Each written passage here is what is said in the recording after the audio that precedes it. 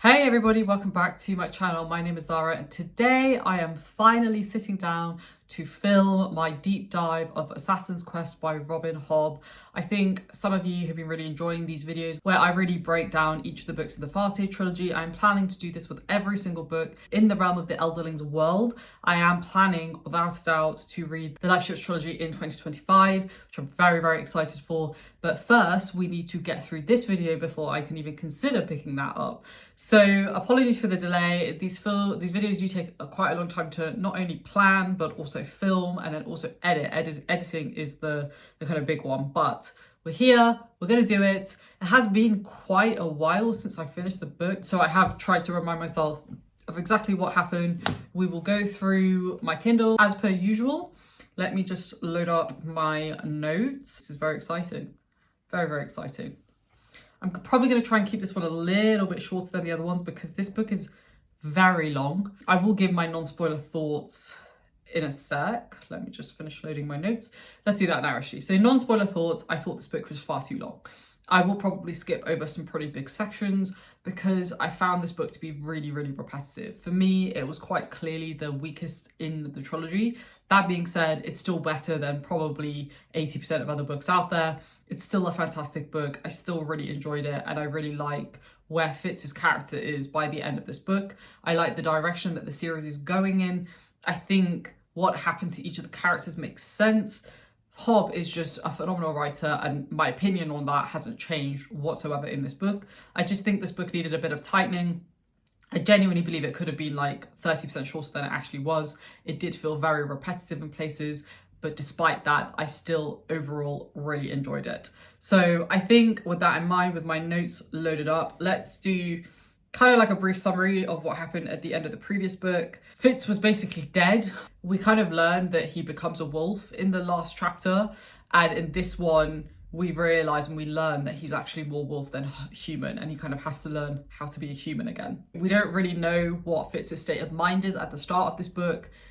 And by the end of it, we kind of get back to some semblance of who he actually is. But I think he has this kind of ongoing internal turmoil around his human identity, but that his wolf identity. Also, Verity, also Kutrikan has left and she is gone to go find Verity.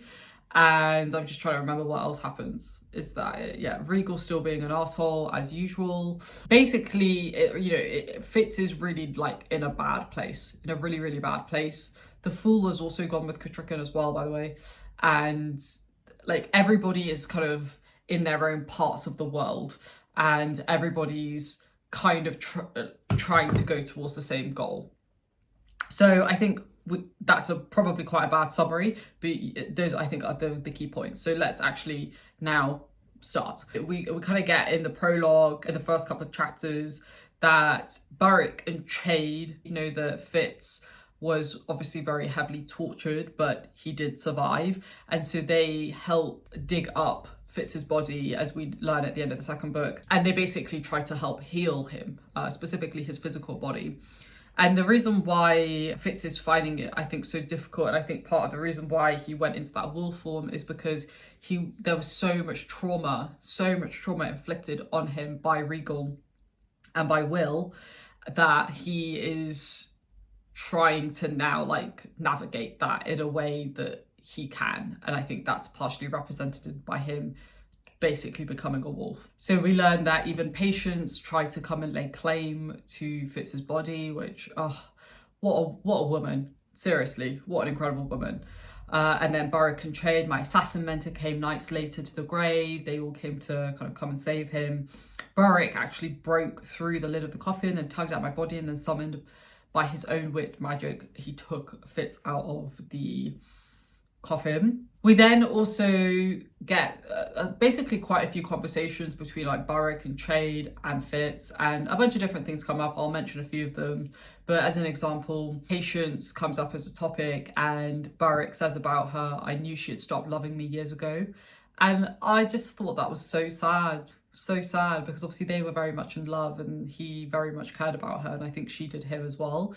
And while I'm glad Patience kind of found the man that she was ultimately meant to marry, and that was chivalry, it feels like there's something unresolved here. I don't know if this will come back later, whether they will maybe have like some sort of reconciliation, not necessarily like romantically, but at this point they're still fairly like far apart, right? Like they're not friends by any means, but I wonder if that will eventually develop into a friendship. Would love for it to actually, for them to reignite their relationship, but I don't actually think that's a good idea, because I mean, we learned that Burrich ends up helping Molly, but also I think Burrich was so loyal to chivalry as well that it wouldn't feel in line with his character. There's a really great quote here: just because a man can do a thing does not mean he should do a thing.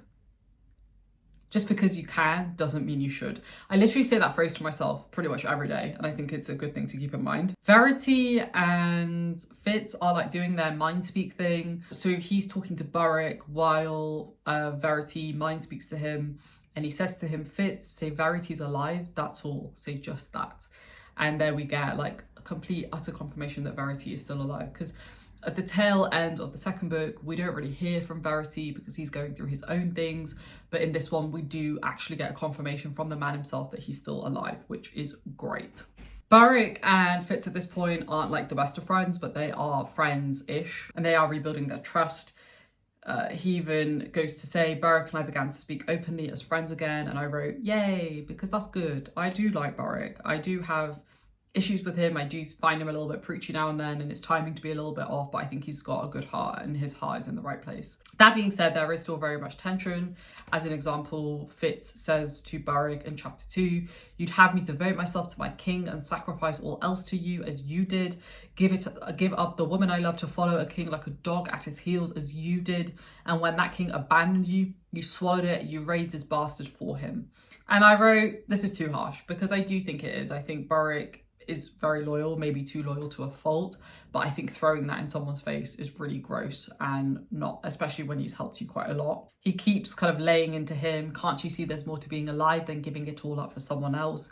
He goes on to say, haven't you ever thought of being your own man and making your own decisions? Again, I agree with a lot of these things, but they are like arguing at this point, and things are being said that maybe shouldn't be said. Burrich ends up leaving the conversation. He walked out so steady when full of brandy, wove like a drunk as he made it to the door and went out into the night. And I wrote, this is going to be very hard for them to recover from. And then Chade comes in and they try to have a chat, and this is Fitz's response to Chade when he basically chides him for what he said to Burrich. Perhaps because I've been everyone's boy too long. Burrich's stable boy, your apprentice assassin, Verity's pet, Patience's page. When did I get to be mine for me? And this is what I really feel about Fitz's character. He still doesn't really know who he is. I mean, he's still young. He's still got time to figure it out.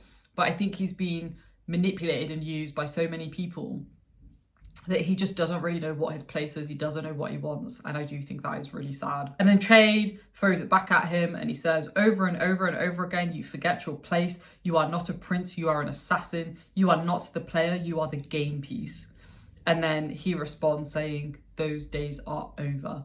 And this, I think, kind of sets part of the tone for this book. We know that Fitz is kind of coming into his own and he's making his own decisions for himself. And I'm kind of here for it. I like it. He then goes on to say at the end of this chapter, I had wanted to part ways with them. Instead, I poisoned every memory of me they'd ever had. It was done. And I think that's really, really sad. All right, we're going to skip ahead a little bit. One of the kind of key plot points of this book is the fact that Fitz wants to kill Regal. He believes that if he kills Regal, he will be able to overcome the trauma of what Regal inflicted on him. And that's his number one goal in mind. I actually commented in my note, I hope he goes to find Verity, and he actually does go to find Verity later on instead. He even goes on to say to himself later on in the same chapter, maybe I should be going to find Verity instead. And we learn that because of their like really deep connection, that Fitz actually has to then go and find Verity before he can go and kill Regal, because he has that like responsibility, he has that like direct connection to him. There is a little bit that she writes about that I thought was quite interesting, and it felt like a bit of foreshadowing potentially.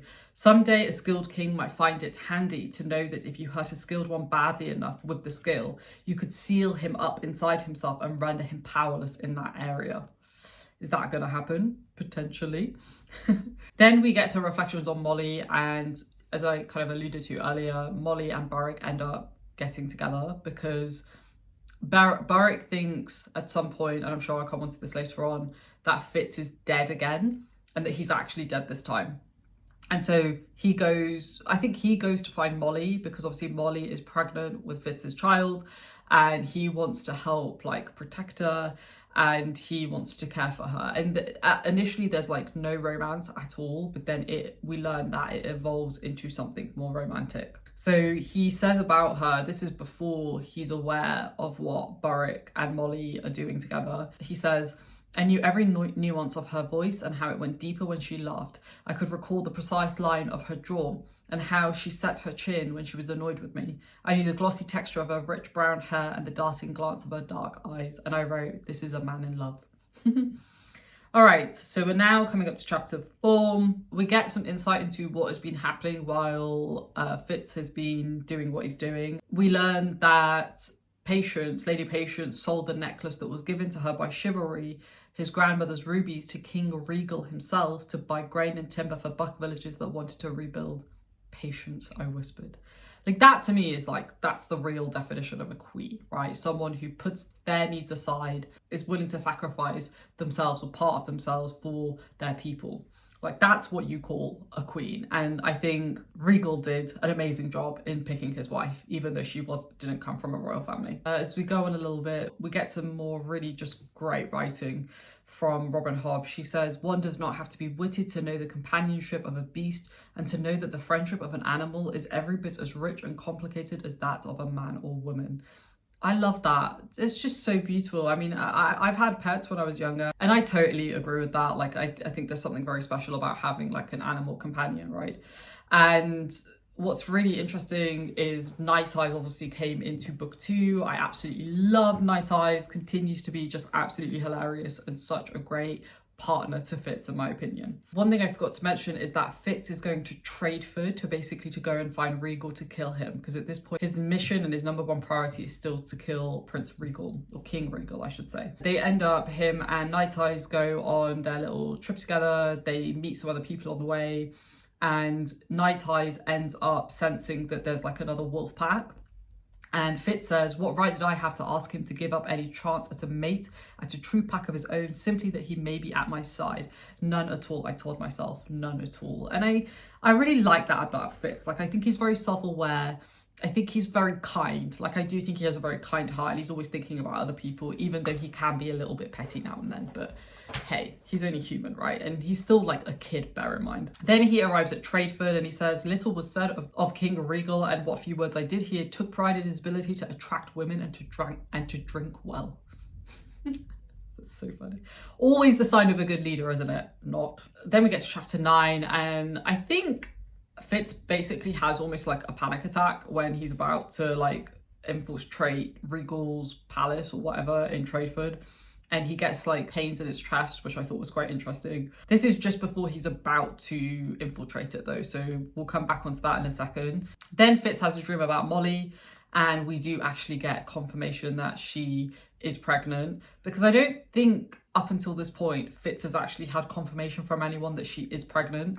It's just been like very heavily alluded to, but he's just completely missed it. So he actually sees the baby bump now and he recognizes and he kind of in his own mind realizes perhaps why she left. Molly actually then ends up having the baby, and we learn that the baby is fine. It's a little baby girl. She's beautiful as she is. What would she have to cry about? And it even goes on to say he was silent for a long time, a man transfixed, which, you know, Burrich never had the opportunity to start his own family. And so even though, you know, this is Molly and some could argue him being with her is very disloyal, on the other hand, he's really looking after her and really being there for her, and will be almost like another father to Fitz's child, because Fitz is obviously not there. We then continue to learn that Fitz still is very lonely. Like, this has been a consistent theme throughout all of the books, that there is this deep sense of loneliness that this character feels. He says, loneliness swelled so suddenly inside me that I felt it would tear its way out of me, which I think is so sad. Honor no longer seemed to have much to do with my life. Like, he's really struggling. Fitz is really, really struggling. Then we get another dream walk back with Molly and Burrich. Burrich is like basically an alcoholic at this point. Molly says to him, you don't even know when you're drunk. Burrich looked up at her warily And I think that's maybe his way of tackling with everything that's happened, because bear in mind, he still thinks Fitz is actually dead at this point. We then get confirmation of this via the dream walk. Burrich believed I was dead, really and truly dead, and he mourned me. And I think that is so sad. I think he's got a lot of really like hard trauma, poor guy. So I'm not surprised that he has to drink to kind of silence those thoughts potentially. But I really like Molly because I think she, in her own way, is really good at helping people. Like, she calls them out on it, but in a way that is like out of kindness and love more than anything else. One of the characters or new characters that we get introduced to is a minstrel who goes by the name of Starling, and she recognizes Fitz, and they also meet an old woman called Kettle, who is also traveling to the Mountain Kingdom. This happens a little bit later on. Starling is someone that I didn't really know how to feel about her. Like, I don't know.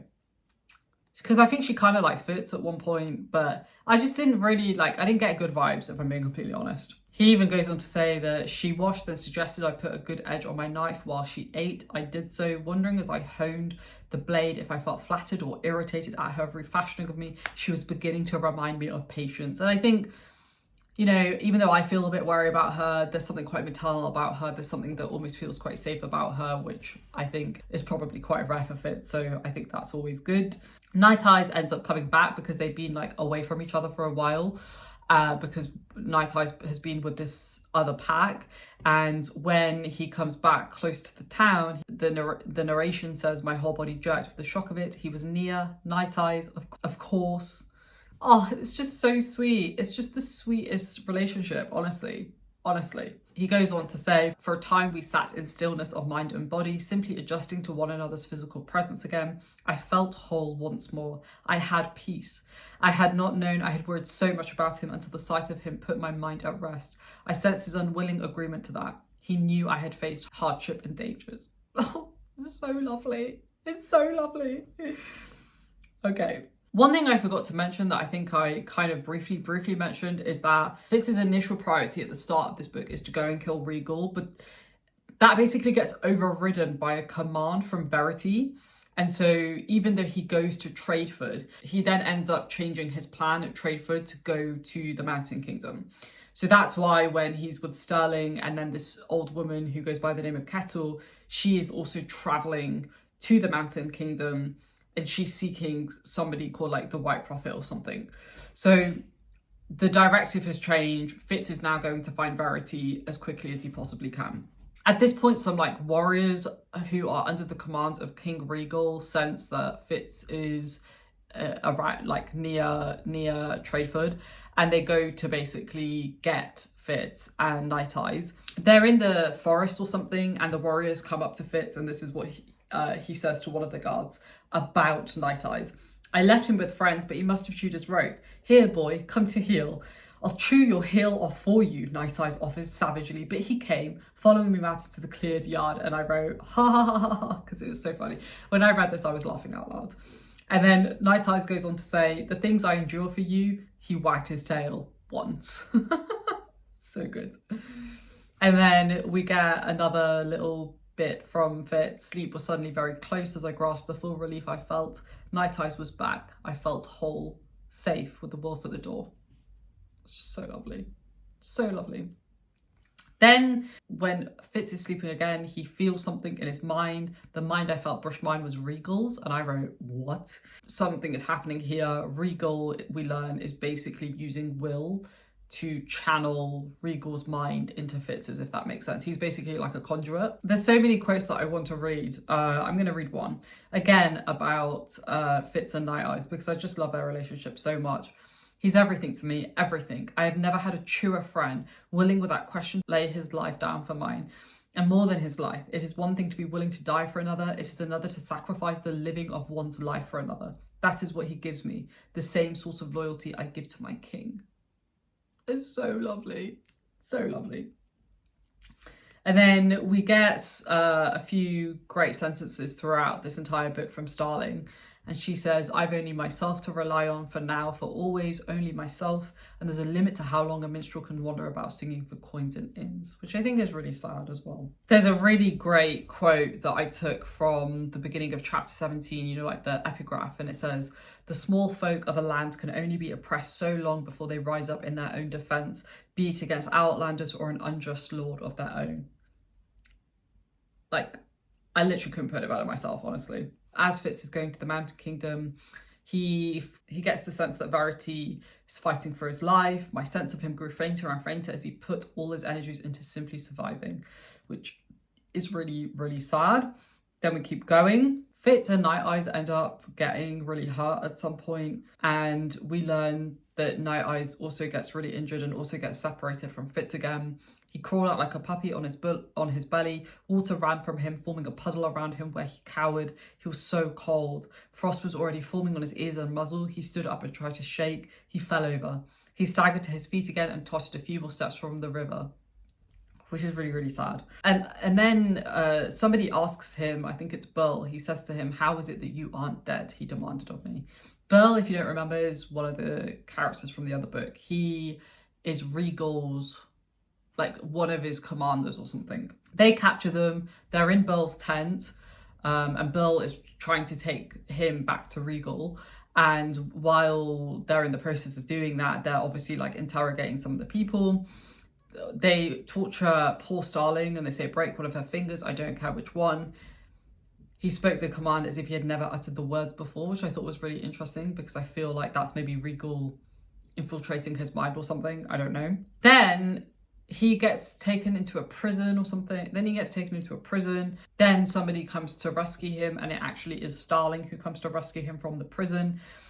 They basically set them all on fire, I think it is, and they basically have to try and get him out before he actually burns alive, which I thought was quite amusing, because if they didn't find the keys or get him out, he would have burned alive.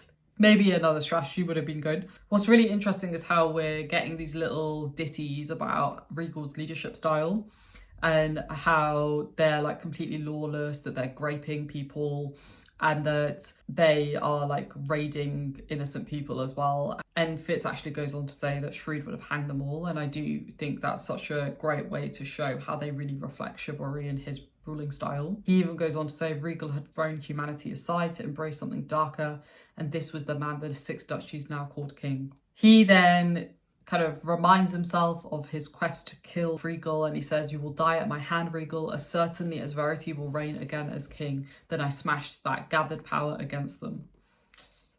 Oh, poor Fitz. Then Catricon and the Fool come back in, and they basically help Fitz get back to normal again because he's very unwell. We see the Fool, something doesn't feel right about him. He says to him, when my king died, as I knew he must, there was an heir to the Farseer line and the Fitzroy yet lived, the catalyst that would change all things so that an heir would ascend to the throne. And I think, again, what's really interesting is how repeatedly throughout this book, Fitz is called a catalyst by multiple different characters, which he finds to be very frustrating, actually. It's quite funny. We then learn that, unfortunately and very sadly, Catricon had a stillbirth, which is really, really, really, really, really sad because she was already, you know, very worried about what was happening when she was back in Buckkeep. The fact that she's lost Verity and now she's lost her child, like, it's really, really, really sad. So heartbreaking. The Fool says something really funny about Chade. He says, war agrees with him. He strides about like a man of 20. He carries a sword at his hip. I thought that was so funny. I don't know why. Like, he looks younger, which is interesting. Then we get to chapter 21. I'm going to try and power through this next like middle bit.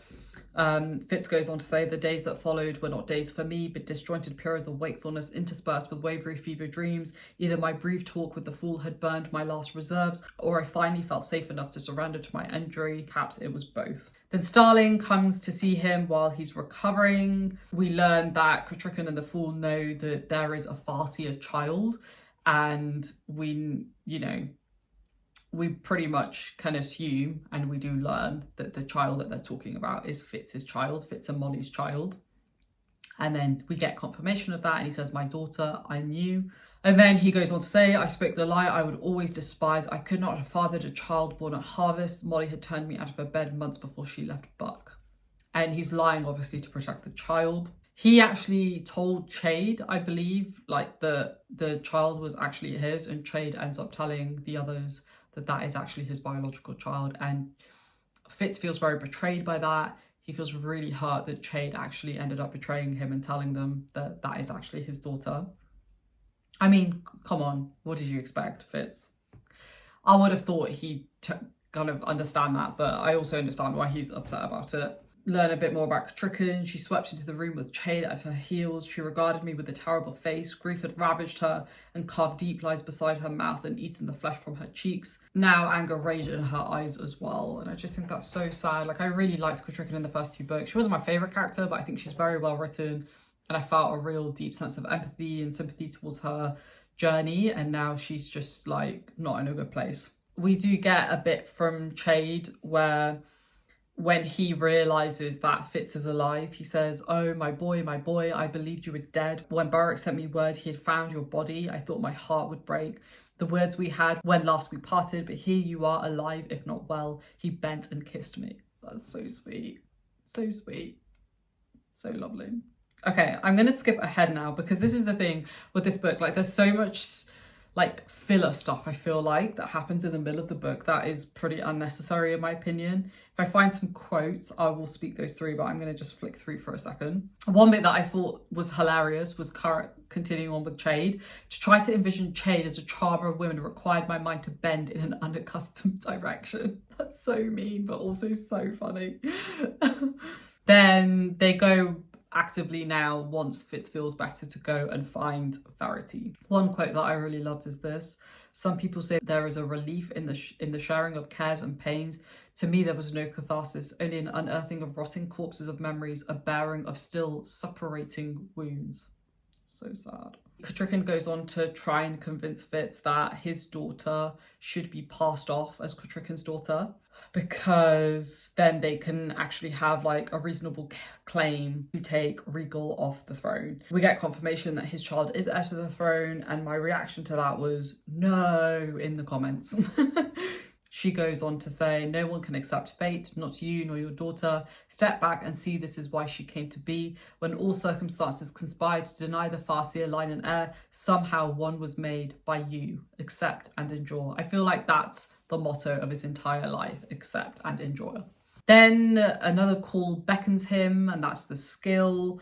And they basically start going around the mountain to try and find Verity. They see these like statues that are basically like dragons that are like frozen in time, which I have such a cool like image in my head about like what that actually looks like, that I would love to see in some other artistic format, like either like a poster or even like a video or something. Like, it just sounds so cool. As they go on their journey to find Verity, we learn that the rest of the gang who don't have the skill, but they get some sort of side effect from that because it's so strong or something. So they're all like doing pretty badly, and particularly the Fool gets really impacted by it. When they're in the tent and they're resting, Fitz says, night eyes came immediately to our part of the tent and lay down between the Fool and the outer wall. He set his great head on the Fool's chest and heaved a sigh before closing his eyes. I almost felt jealous. And that's because the Fool is, like I said, is really getting impacted by the environment, and he's got like a fever, he's really cold, and they're trying to help him obviously as much as possible. Then Fitz dreamwalks while they're in the tent, and he sees Molly and Burrich again, and they're talking about how to raise the child, and the chapter basically ends with Burrich saying, I'll take care of you both, but Burrich offered awkwardly. And yeah, that's basically it. Then one of the things that I thought was really interesting is the Fool and Sterling have like a really antagonistic relationship, like neither of them likes the other. She goes on to say that the Fool is a woman and she's in love with you. And I don't think this comes back up again. I could be wrong, but I didn't really know what to take of that. Like, is the Fool actually a woman? Like, I don't actually know. Like, I don't think we actually get confirmation that that is the case, or if she is just messing with him. Somebody let me know down below in the comments, unless we find out more later on. Then they find these like things that take them to like cities. I don't even know what you call them, but they arrive at they're like these skill stones, I think, or I can't remember what they're called, but they basically allow them to like travel to another part of this area, if I remember correctly. And Fitz basically goes to one of these places himself. Like, you have to have the skill to be able to use the pillars to like touch them, and then it takes you to like this other area. And he kind of realizes as he's scouting the area where he is by himself currently, but there are other guards in there as well, but he can't see them. He's trying to find Verity, right? And he realizes that like somebody's actually set clues for him as well. And he realizes that there's some sort of a map that will give him directions to where he actually is. He goes on to say he had cleared this panel and stared out the window and then copied something down. I could not doubt that it was his destination. So we have some direction that this gang can go in now. Then I'm going to just jump forward a little bit because, again, like I said, this like middle sequence is quite long. They then come across like this cliff or something, and there's like the potential of like an avalanche or something, and so they have to like get to the other side as quickly as possible. They end up traversing over it. Like it's actually a really well written action scene because like the avalanche actually starts coming down as Fitz carries the fool with him, I think it is. And it's pretty intense. If you like film that and put that in like a TV show or a movie, like it would look amazing. Anyway, let's keep pushing forward. I want to get to the point where Verity comes in, so I'm gonna just actually keep pushing. I think they're like resting, and the fool does something quite funny. Then he gasped, snorted out water, and sat up abruptly. His eyes were blank, then his gaze met mine and he grinned wildly. And then Fitz kind of says to himself, I found myself laughing also. I could not recall the last that I'd simply laughed aloud about so simple a thing, which I think is so sweet. We're now at chapter 30, and Fitz asks the fool, why do you allow Starling to believe you are a woman? He turned to me, waggled his eyebrows and blew me a kiss, and am I not fair princeling? So again, we don't really get confirmation on this. They go on to keep talking about this, and Fitz says, and do you not return that to me? He waited. I desperately wished I'd never started this discussion. You know I love you, I said at last grudgingly. After all that has been between us, how can you even ask? But I love you as a man loves another man. Here, the fool leered at me mockingly, then a sudden glint lit his eyes, and I knew that he was about to do something awful to me. They're so funny. They're actually such a great duo, honestly. I can't wait to learn more about the fool in his own trilogy. Like, I'm so excited. There is some drama that happens when Fitz is like dream walking or skill walking or whatever it is, and he learns that Burl goes to find Burrich, Nettle, his daughter, and Molly, and they end up going to the house where they're staying. They all end up living, but they are very much in danger at this point. We learn more about that later on, so I'll come on to that later on again. We do kind of assume that they get away, but they are obviously in danger, and they know that Nettle is Fitz's child and that they're going to try and kill her. Then we get Verity, and then continue on, copy, paste that other bit. Then him and Night Eyes actually talk about this, and Fitz says, did you see how she stood and faced them down? I demanded with pride, a most excellent bitch. Night Eyes agreed. Love it. We then see Verity. Fitz says, I knew his voice. Despite the rust, he had to be Verity. He stood watching us, a kindly, rather confused smile on his face. He tilted his head to one side as if considering us, then stooped carefully to set down his sword. Kutrikan saw then what I had glimpsed before. The betraying shimmer of silver crawled over his forearms and fingers. So Verity doesn't seem quite right. There's something not adding up here. He's got this weird like shimmer around his body, and everybody's a bit kind of wary about what has been going on. And then it also goes on to say, neither did he show any sign of special recognition. So Verity is not quite with it.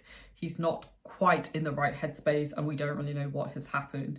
Kutrikan goes over to Verity, and I think this is one of the saddest points in the entire trilogy so far. And she says to him, Verity, I lost our child. Our son died. I did not understand until then what a burden it had been for her, seeking for her husband, knowing she must tell him this news.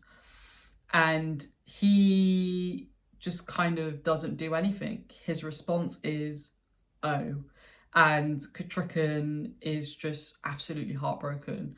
And she ends up kind of taking time away from the group, going for walks, because I think if anybody else was in that situation, it'd be absolutely horrifying, right? Then they try to figure out like what's been going on with Verity, and he kind of seems like he's lost the plot a little bit. He's trying to like the dragon statues that I mentioned, like he's trying to do something with the dragon statues.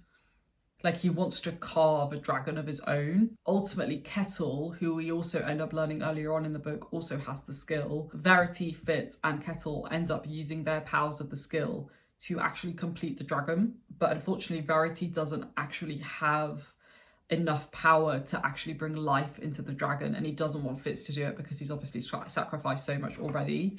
What ends up happening is that he and Fitz actually end up switching bodies or something, which then allows Verity to also spend some time with Kutrikan, which in turn provides him with like the energy and the power and the memory needed to then actually wake the dragon.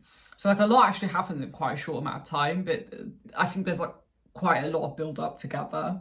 Then we switch back to Verity, and Verity says that basically he will become the dragon. He says, I will go on as the dragon, and we'll come back onto this in a second, but he is not going to be the Verity that we have come to know and love, I think, in this first trilogy. I'm very, very interested to see how the dragon aspect of it plays out in the next trilogy that he's in. But yeah, very, very curious to see how that's going to play out. Then we switch back to Molly and Burrich, and Molly says to Burrich, do you love me? A simple question timidly asked. He folded his work-scarred hands in his lap. Yes, he gripped his hands together to stop their trembling. And then she says to him, then you will marry me. So, you know, I was initially very against this pairing, but I get it. And while I don't fully support it, I get it. I can get behind it, I think. I do really feel sorry for Fitz though, because two people that he loves have kind of like got together, but you know, such is life. C'est la vie. All right. Then Verity is the dragon, and basically he ends up killing the rest of Regal's coterie because they kind of find them again, and he ends up devouring them all, and he ends up also mortally wounding Will. Then they go back to Buckkeep to basically stop Regal and to get Buckkeep back, essentially. So they end up driving the Red Ship raiders away from the coastal duchies, and Regal no longer has any defense from Fitz's skill because he obviously doesn't have Will anymore, which is basically his medium by which he's able to get through to Fitz. Patience does come back into this briefly, and Fitz says, but what I will always hold in my heart is the moment when she turned back to stamp her foot at Verity as dragon and tell him to hurry up and get those damn ships out of her harbour. Oh, I love Patience so much. Okay. We're coming up to the very, very, very last bit. We do get this, all have heard of the tragic and bizarre death of Prince Regal, but we don't actually see a body, I don't think. It says, the rabid creature that savaged him in his bed one night left bloody tracks, not just on his bedclothes, but all about the bedchamber, as if it had exulted in its deed. So I think we can safely assume that Regal is dead and that he's not going to be coming back, even though we didn't necessarily see a body ourselves. But I think it's probably fairly safe to assume that he is actually gone now, which is great because I absolutely detest Regal. Then we also learn that Fitz, instead of actually killing Regal himself, even though Regal does die by somebody else's hand, he actually imprints his loyalty to Kutrikan and the people of the Six Duchies, which I think is a really nice way of kind of finishing his arc off in this trilogy.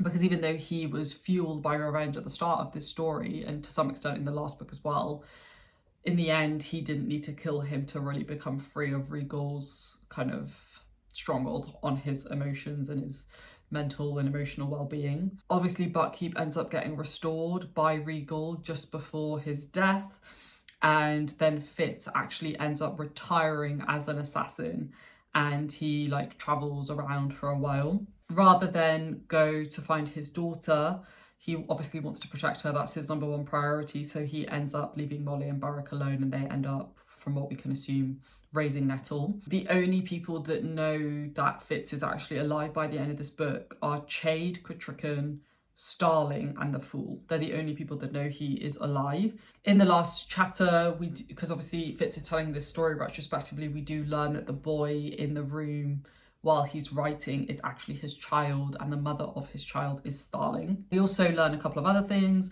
Lady Patience rules a Tradeford, which honestly, best queen ever.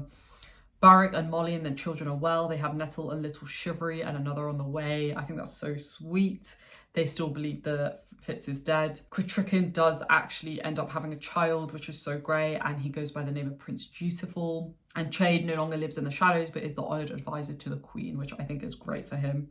As for the Fool, he returned to Buckkeep Castle. No one is quite sure where the Fool or what became of him after that. I had thought I would never return to Buck again, but we did. He ends up by saying, and in the last chapter he says, but most mornings when I wake awaking and stiff, I think I am not a young man at all. I am an old man trapped in a young man's scarred body, which I think is so tragic. I'm going to read the last paragraph. He says, my boy has learned what that look means, and he measures the elf bark carefully to deaden me. One interesting thing that I forgot to mention is that elf bark actually, if I remember correctly, actually reduces your skill power. So it's really important not to rely on it too much. But obviously at this point, Fitz is just fully in. Carry me, he adds, that I may sleep, and ginger to mask the elf bark's bitterness. Then he brings me paper and quill and ink and leaves me to my writing. He knows that when morning comes, he will find me, head on my desk, sleeping amidst my scattered papers, night eyes sprawled at my feet. We dream of carving our dragon. And that's the end of the book. So lots happens. I feel like most things get wrapped up quite nicely. It ends in a pretty good place. We're ready to kind of go to Life Ships Trilogy now, and then we'll come back to Fitz in the future from what I understand. So I like I said at the start, overall I really like this book. I think it did drag quite a bit in the middle. I think genuinely believe about 30% of it probably could have been cut, but I didn't hate reading it just because I think Robin Hobb is such a fantastic writer. Like, I don't mind reading it, even if it does drag on a little bit too much. I like the ending. I think personally it would have been great if maybe there had been some higher stakes, because everybody is still alive, everybody's still well, and all the bad guys die. And while I am generally very against that, and while I would have preferred if like maybe one of the main side characters had like died, I am also happy that all of the characters that we know and love are all okay by the end of this book. So overall, if I were to kind of stack rank the three books, like 2 would have to be the first one for me, and then 1, and then 3. 2 and 1 were 5 stars for me, and I think they both stay as 5 stars. And then I think book 3 is more like a 4 stars. Like I think it's nowhere near as good as the first 2 books, but I think it is a fitting ending to the story. And I think with a bit of extra refinement and a bit of editing, I think it could have been slightly better.